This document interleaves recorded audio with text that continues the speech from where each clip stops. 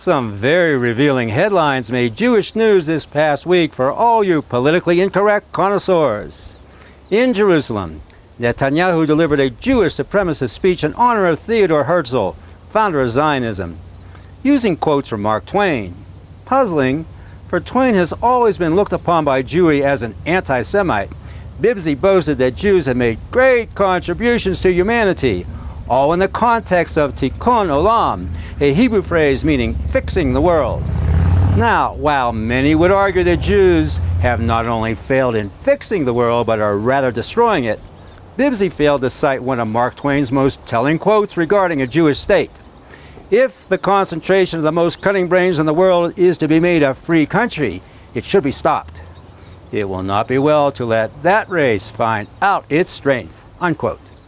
So next time Bibsy gets up on a podium, he better do his homework before quoting anti-Semites like Mark Twain. In New York City, Jewish lesbian Edith Windsor got a hero's welcome from more than 600 admiring Jews at Bet Simchat Torah Synagogue, reveling in Windsor's Supreme Court victory, inevitably making homosexuality the law of the land.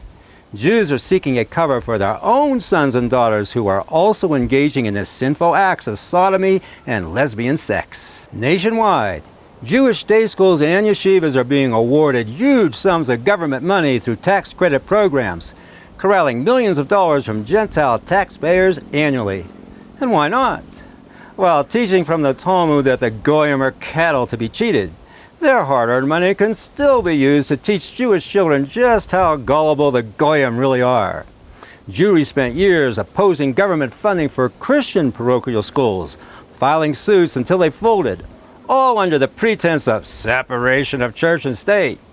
But now under America's union of synagogue and state, why not grab as much money as the Goys are willing to hand over? And in Germany, Jews are whining over a cartoon published by the largest German daily, the Süddeutsche Zeitung, depicting Israel as a hungry beast devouring German military weapons delivered to Israel partly free of charge.